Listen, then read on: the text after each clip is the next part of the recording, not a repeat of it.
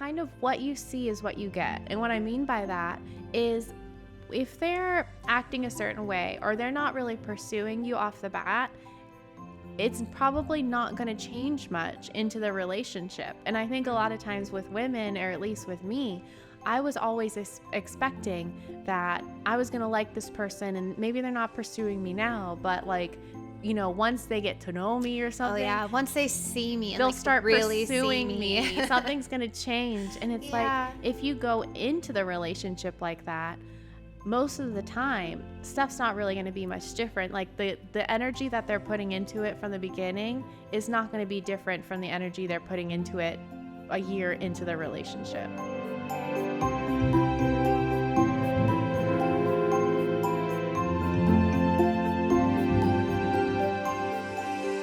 Welcome back to the podcast. We are so glad that you're joining us today as we talk about when we fall for the wrong guy. But that's never happened to us. So Never. Never, except it has. And so, yeah, I think it's good just to talk about it because most of us fall for the wrong guy at some point or another. Yeah. And it doesn't always mean he was a terrible person, you know, maybe sometimes it does, but other times it's just like he wasn't the right guy. And whether we end up dating the guy or we just have a major crush and act weird around the guy, a lot of times we fall for like the wrong guy. So it's like, why does that happen? Why do we always tend to fall for the wrong guy? And like, why is a guy the wrong guy, right? Like, how do you know? And just how do we know how to navigate that? And yeah, hopefully we can talk about some of that. Yeah. Shed some light on the very confusing topic. Because I know when I was at like a stage in my life before I met Brian, pretty much the whole stage before that, you know, I liked a lot of different guys and it gets confusing. And one of the main things that I feel like I struggled with when it came to guys was, and I think this is very common, but wanting to make them different than they are, wanting to like try to enforce them to act differently, or like creating an idea of who they are in your head and they're just not that. And for me, I don't know, it was like coming from movies that I was watching, but this idea that it's not in a bad way, but this idea that guys are so much more deeper than they kind of seem at first, I feel like that's kind of the thing I fell for. Right. Sorry, my oven just got done preheating. I was like, is that going to keep going? I'm going to make a pasta dish for us. Yeah. So anyway, but anyways, we are at 425 degrees Fahrenheit. Oh, so thank just God. so everyone knows. But with guys, like I think in high school and stuff, I thought that these guys were deeper than they were. Like, but with the thing with guys is that they're really pretty simple. Oh my gosh. And the fallacious thing is like they are not deep wells, okay? This is a shallow pit. And maybe, of course, I think that changes when you start to meet guys in, you know, older years. But in high school, it's like I liked these people who I thought that they were going to be like so deep, that they're going to be like different. Because in high school, we're comparing the guys in high school to what, like Edward Cullen? Who's that's like exactly 300 years old. Yeah, that's exactly what I mean. I don't mean that they have no depth, no meat. Like they're, you know, it's I'm just not we have that. expectations. We have these expectations. And yes, yeah. And like with guys, I think compared to women, at least, kind of what you see is what you get. And what I mean by that is, if they're acting a certain way or they're not really pursuing you off the bat, it's probably not going to change much into the relationship. And I think a lot of times with women, or at least with me, I was always expecting that I was going to like this person, and maybe they're not pursuing me now, but like, you know, once they get to know me or something. Oh yeah, once they see me and they'll like start really pursuing see me. Something's going to change. And it's like, if you go into the relationship like that, most of the time, stuff's not really going to be much different. Like the energy that they're putting into it from the beginning is not going to be different from the energy they're putting into it a year into the relationship. That is so true. And like, I know for me, you know, I had lots of crushes and I even had like a few different boyfriends, but there was like one guy that I dated that I was probably most serious about. And we didn't even date that long, but it's like, you know how you build things up in your heart a bit more than maybe what is happening on the outside. See, that's what girls are doing. And guys are not doing. Guys are not doing that. Well, no. Oh. That is not true. Oh, I'm there learning. are some guys. There are some guys who, they build it up too much, and then that did happen to me one time. Oh, Yeah. wow. I'm learning things. So all that to say is we're all kind of the same. Yes, like that's true. And I do think it's typically the girl that probably creates the expectations in her mind earlier on. Yeah. And I think guys maybe do that more with like their career and like what their life is going to look like. And I think girls do it more with relationships. Yeah. That's my theory, but I don't know. Let us know in the comments what you think. Have you guys experienced this? Like, who's Mr. Wrong? Tag him below. No, don't do that. Great idea. Don't do that. We'll tag ours too. We will not. But this episode is unhinged. This is an unhinged episode. But this topic. It's a weird topic, right? Yeah, but it's an important topic because it happens to all of us, and we get so much shame with like dating the wrong person. Like I think there's this expectation in Christian culture that we should marry the first person we date. Because that's the best way. That's the purest way, right? And if that happened to you, that's amazing and that's wonderful and that is fantastic. But I think we need to not put guilt and shame on ourselves if we didn't marry the first person that we dated. But then also, I have also seen, we come from a Bible college, and I've also seen really young people get really excited at the idea of marriage and kind of get really serious about the first person they date when maybe they should have taken a beat. Mm-hmm. Yeah. And it's a very important decision. Like literally it is for life. Please think about it carefully. But we sometimes in this Christian world, like it can either lead us to try and jump into marriage quickly, because that's actually one of my points. Sometimes we're more obsessed with the story than the person. Mm-hmm. We want this particular story, whether it's, oh, we were the first people that we dated and we fell in love and we've never dated or kissed anyone else. If that's your story, that's fantastic. Yeah. But you can't be pursuing the story irregardless of the person. Yeah, just so you can tell people, this was my experience. Yeah. Exactly. You have to be more in love with the person than the story that you're trying to create for yourself. Or it could be, oh, wow, this guy was so messed up. He was, living in sin, and then he found me, and then he found God, right? Because of me. And now it's all different. And it's like, look, that could be an incredible story. Mm-hmm. And there are some people who that is their story, and that's amazing. But it happened because of the person, right? We can't be chasing the story at the expense of like the person that we're actually pursuing, because if it's not the right person, the story's not going to go very well. Yeah. And so I think sometimes we end up with the wrong guy sometimes because we're so, like you said, those expectations lead us to create a story in our head of like, this is my story. This is going to be our story. This is how it's going to go. And we get obsessed with the story. Yeah. And not so much, who we're writing that story with. Yeah. And they may not even know we're writing that story. That's actually my next example. Well, like when I'm thinking about too, when we set those expectations, a lot of times that happens because we don't know this person very well. Like for me, there was a lot of people I liked, and some of them I knew somewhat well. Like it was people I went to high school with or middle school. But there was this one example that came to mind when I was thinking about falling for the wrong person. And it was somebody who worked in a mall that I live by. And I did not know this person like hardly at all. But I created I guess I have an active imagination. I created such a scenario. Was he emo? He was. I knew it. How did you know that? Because this is what you like. He worked at Tijuana, so I that get says it. a lot. This is our generation, though. This is like Tijuana. Oh my gosh, this is like our generation. It was like the emo guy at the mall. The emo guy at the mall. Man. So you could just imagine the brokenness he's going through and how you're gonna fill it. Exactly. And this expectation of this person is probably such a deep well. They're probably hurt. So deep. They probably are just what is it called? The poet that's the damaged poet or something like tortured that. poet. Tortured poet. Yeah, they're probably as deep as the dark lines around their eyes make them look. And I didn't know this person, but I really was like, I liked them and I had a crush on them, and it's like I didn't know them at all. And come to find out months later from, doing some research, Oh, don't want to know what that research was. like I found out that this person was, I'm not saying that he was an evil person, but he was into some like dark stuff. And in that moment, I was kind of like, well, I could change him.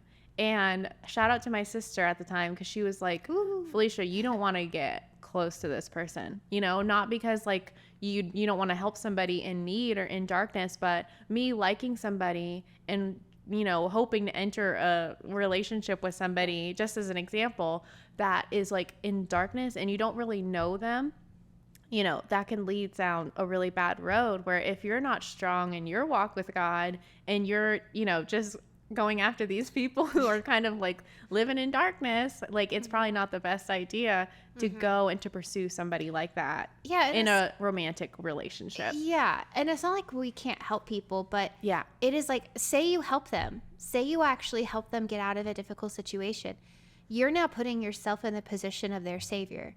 And that can also be a really difficult place to be, because instead of them kind of being led to Jesus or finding Jesus and letting him be the guy that helps them through, now they're looking to you. So that can cause a very damaged relationship in general, because if you're the savior, it can either make them super dependent on you in a way that's super unhealthy, and it will eventually, you'll hit a breaking point. Or, they may grow to resent you and think like, oh, well, you just wanted me this way, so you led me. Like, there's just so many reasons ways why that could go wrong. It's not good. And I think if you want to help someone as a friend, that's a noble thing. Yeah. But I think when it comes to romantic relationships, it's just really important that we don't date someone because of who we think they might be. Now, the potential that we see, which now, do I see potential in my husband? Of course. Yeah. And like, I saw that back when we were friends, but I was also wanting to be with him, like who he was already in that moment. Yeah. And that's something, like, for me with my Mr. Wrong, that sounds so mean. I don't mean it to be mean, like just wrong for us.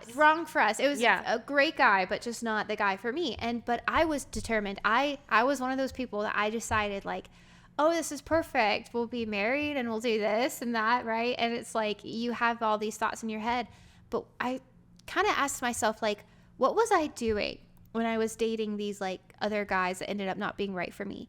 Because like, how do you know when it's not the right guy? And I think for me, there's like a few things that stood out. And one is that I wasn't really pursuing God, right? Like, I wasn't really, like, I may have been in general in my life pursuing God, but I wasn't really opening up my heart to a no from God on this guy, right? I wasn't really asking God, is he the right guy? I'm open to a no, right? Like, no. If you don't ask, then you don't hear the no. And I wasn't asking. So I wasn't really open to that. Also, I was filtering myself. So I was, and I don't mean the normal filters that you should have to be polite. I mean, I was like, you were saying that like, oh, I could change him. I was like, I'll change me to be what he needs. I did that too. Yeah, of course. Yeah. But we all do this sometimes, but that's kind of something that I would do too whenever I was with a guy that wasn't really the right guy. And like, I would kind of filter myself in a way to where I would just cause the least amount of problems. I didn't want to be a burden. And so I think I just saw myself that way. So I realized I was always filtering myself. I never felt like I could be myself. And then the last thing I thought of is, well, that's the same thing. I was always afraid of being too much. And I think if you're thinking these things, then it's possible it's not the wrong guy, but you need to deal with this. Yeah, you need to be able to be yourself. You need to be able to be open to God telling you yes or no with this person, right? And you need to be free to not have to like filter who you are and what you think around that person. It doesn't mean you're not like a mature, like polite person, but just you know, you should be able to be yourself. And I realized I never was with all the wrong guys. And that's why it was so scary whenever I met my husband, Jeff. We were friends for like 3 years before we started dating. And it's because he did see the real me. I didn't know he liked me. And so we had been friends for years. And so he already saw the parts of me that I usually didn't show boyfriends, right? Just like opinions and thoughts, and I didn't filter myself, and I just wasn't concerned about it. And then when it turned into like, oh, you like me and I might like you, like when it turned into that, it was really scary to date him because I thought, well, wait a second, When you see me, though, I haven't been filtering myself. You're going to eventually find something you don't like. And then it's going to be over. And so I had to push past that fear. But I will say that that's one reason why it was so great with Jeff, is because I could be myself.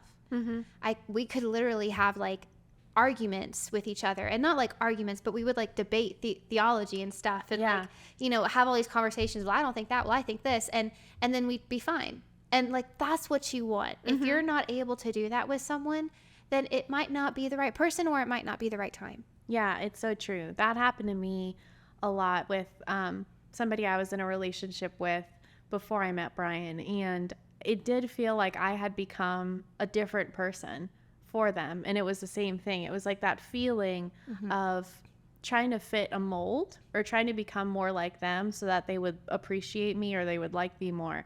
But speaking about that relationship, one thing I wanted to mention was, you know, if you're already in a relationship with that person and you go through a breakup of some sort, like I had done, and it hurts bad, that's not always a sign that like you should have stayed with that person. Because for me, I was the one that made that decision of like, we're not going to be together anymore. And even though I made that decision, I remember for a good bit after, I was really sad, and it was difficult. I remember, you know, like having a long time of just tears and everything. And I look back and I realize the only reason for that, it wasn't because we were supposed to be together, but it was because I had made a friend with that person. Like, they were a friend of mine. I spent a good amount of time with them, you know, and that's just going to happen with whoever you're with, you know? So don't, it's, you know, you don't have to feel scared of like you break up with somebody and because you feel lonely or because you feel sad about it, it's like, oh, well, I guess I need to be back with that person, right? Like sometimes, of course, that is the case. This is not all black and white. But if it's not the right person, you know, and you kind of know that in your heart, don't rush back into a relationship with them or the next person because of that loneliness, because that loneliness did go away. And I did get past it, you know, like well before I met Brian. So, yeah. It is so much better to be single than to end up with the wrong person. It just is. We tend to be so... I look back at the guys that I dated, and I'm like, why was I so afraid to not have a boyfriend? Yeah. You know? Like, sometimes we just think, like, a lot of it is society. A lot of it is the stage of your life. So if you're in college, everyone is all about dating. So there's just a lot of... or if you're getting older, there's the pressure of, like, why aren't you married yet? Yeah. Right? Like, there must be something wrong with you if you're not married yet. And it's all absolutely ridiculous. And it's just...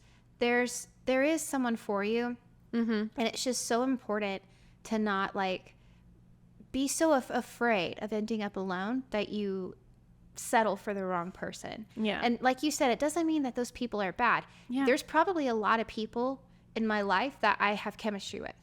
There's probably a lot of guys, and I know people are like, oh my gosh, I can't believe you said that, but it's true. There's sometimes I'll even like meet a guy and I'm like, wow, like I feel like we've got like some good chemistry. Now I won't go any further than that. There is obviously a right and a wrong way to go about that, but you shouldn't be surprised when you realize you have chemistry with someone. So it's kind of like when you break up with someone, like you said, and you miss them and you're like, man, we had chemistry. That doesn't mean that that's the person you should end up with. Yeah, exactly. It just means we had chemistry. To be honest, I wish I'd only dated guys that I had chemistry with. Like, that should be a prerequisite for dating. But then it doesn't mean that they're the right person. So it's like sometimes we get it in our heads that like, oh, but if we have chemistry, then they're the right person. Well, what happens when you're married and you feel like you have chemistry with someone else? What are you going to do then? Be like, I guess they're the wrong person. I got to marry this person now, right? It's like, no, of course not. No. It's like you're going to have chemistry with a lot of different people. I don't know what makes up chemistry, but it's like your personality, your sense of humor, probably your looks. Like there's just a few That elements. is a great question. That makes me want to do some research. I know. There's probably like a formula out there. Let us know in the comments. Y equals mx plus b. Right. That's it. Exactly. And I don't know where that came from. I don't know. Felicia is a math nerd. But there probably is. And like, it happens. And sometimes I think, especially as Christians, we over spiritualize everything. Yeah. And we need to realize, no, your personality is going to mesh with a lot of other people's personality. And you're going to have chemistry. That's okay. It doesn't mean that you're supposed to be with that person. And it doesn't mean that you should get back together with them if you broke up and now you're like, wait a second, but we had such great chemistry. That's like one aspect of a relationship. Like true. one, you should have chemistry. Yeah. but so if you don't, then maybe, Yeah, that's clear. That's clear enough. Might be a good example. But yeah, just don't let that guilt you into not making the decision that you need to make to walk away, maybe. Because it's just one element of the great relationship saga. Yeah, it's true. Trilogy. The trilogy, as Felicia calls everything now. But I like to sound smart. Very smart. So you kind of mentioned the stuff. Sorry, there's a hair. Okay, we're good. There's a hair on your in my eyelash. face. Okay. So you had mentioned the stuff of like, how do you know it's the wrong person? I kind of want to go into what is some good ways to tell if they're maybe not the like end all be all person you're supposed to be with, but somebody that maybe like it's good to go into a relationship with someone like this. And the 4 things that I thought of is the first one would be if they're actively pursuing you, like, and this is not just anybody in your life right off the bat, like you can be friends with somebody and before you jump into a relationship with them. Yeah. But I think a lot of the times, like at least for me, before I had met Brian, there was a lot of guys that I liked that didn't even know I existed, or they did know I existed, but they didn't show an interest. And I kept wanting it to change. I kept expecting like one day they will, one day they're going to be actively pursuing me. And really, like I said before, with guys, they're more simple in it. Like if they like somebody, they're either going to want to be in friendship with them or they're going to want to date them eventually. So one thing that stuck out to me, because I was thinking about Brian for a lot of this stuff, it's like what made me feel That's like the wrong guy. what made me feel like he was the right person in the beginning of the relationship is that he was actively pursuing me. Like he, was making time to text me. He was making time to FaceTime when we were in a long distance relationship. And then the second thing was, and we talked about like, not jumping into marriage, of course, and like giving yourself time to know that person. Like dating is a good thing. It doesn't always have to be like, we can't date, we have to get married right away. Like No, if that's my your goodness. story and it worked out, that's great. But like, you can date to date and learn about that person. Yeah. But if it's like 6 months, a year, whatnot into a relationship and and it's like they seem to have no desire to move beyond past that, it's like, what is your intention here? And it's like, oh, I don't know, I'm just hanging out. Like having that kind of attitude, it's good to be with somebody that seems to have some sort of plan of where they want the relationship to go, right? Because if they're just like, if they seem kind of passive, that might not change in the relationship. So just somebody that might not be saying off the bat, like, let's get married, of course, but like a year into me and Brian's relationship, I knew that he had a long-term goal with me. It wasn't just like, I'm just going to date this person forever and and I'm going to keep my options open, like that kind of attitude. Yeah. Third one is them drawing you closer to God and them drawing you closer to like the good things in life, like helping you to become a better person. And that one's kind of like tough. I don't want to say that in every situation the person is going to be like at a strong place with God right when you meet them. But I will say that it's so important for you all to be on the same page with your faith with God, right? And I liked a lot of people that like, I don't even know if they had a relationship with God at all when I was in high school and stuff. And the thing that I just appreciated so much about Brian is that like right off the bat, like I could tell that he had a relationship with God and he wanted to make conversations with me about God. And we talked about healing. We talked about faith, so someone that kind of opens your mind to that stuff instead of somebody who does the opposite of that. And then the last one was supporting your desires, like caring about where you're going in life, wanting you to pursue the stuff that you have a desire in your heart for and not just focusing on them. Like, it's not like your desires are an inconvenience to me, because that's a really bad relationship to be in where it's just all about them and what they're pursuing and they just want you to be along for the ride. Like having someone that's like, what do you care about? What do you want to do in life? Like, you're good at this, you should pursue it. Like that was the last thing that stuck out to me for Brian. So those are just 4 things. And there's lots of other things, I'm sure. And it's not like they're going to be like this all the time, of course, but that's probably just a good guide. Yeah. Yeah, definitely. A lot of times there's red flags and we see them, but we don't want to see them. Right. yeah. And so, I mean, looking back on the guys I dated, again, like I could see the red flags, but I didn't want to see them. So Yeah. I kind of ignored them. And I usually am the one that ended up getting burned. And so ignoring those things isn't really going to help. But, you know, when I was thinking of this episode, I was thinking of the Lizzie McGuire movie and Paolo, the ultimate wrong guy, right? Like he just is the iconic ultimate wrong guy. And it's like you're watching this movie and you're like, why, Lizzie? Why? No, no, no, you know? And it's like, and then she feels so stupid after for believing him, even though everything he said sounded so shady. But it's like he couldn't even sing in front of her. I'm like, right? Yeah, like I've always had that question. I'm like, why didn't he just sing in front of her? Why didn't she ask that? And it's like that would have solved everything. But anyway, we see it. Yeah. And we are like, it's so obvious. Yet, how often do we all fall for the wrong guy? And it might not be quite as obvious as, say, Apollo. Maybe if you dated Apollo, please let me know below and let me know. But, you know, it's not always so easy. But I think what happens is when we end up with the wrong guy, we have a lot of shame involved, especially in the Christian walk. Yeah. And I think part of why I love that movie is it just kind of makes me relate to Lizzie so much of like, you know, we all fall for the wrong guy sometimes. It's okay, you know? It's not the end of the world. It was just a relationship. And if you take it slow and you don't jump into things like Alicia said, then it can be just a relationship you had. But we need to not be so hard on ourselves. We give other people more grace than we usually give to ourselves. And so just realizing that, you know what, it's okay. Everyone's trying to figure it out. Sometimes people are not showing you their real self. And so, of course, you were duped. But it's like things will always kind of like come out eventually. And so if you just take your time, a lot of these issues will kind of come to the surface before you make really big decisions. And so just maybe watch the Lizzie McGuire movie and just realize that, you know, it's okay and that you're going to get through it. We all have been with the wrong guy. We've all liked the wrong guy at the very least. And it's okay. It doesn't make you a unintelligent person. No. You know, and so it's gonna get better. And Paulo's the worst. Right? He is.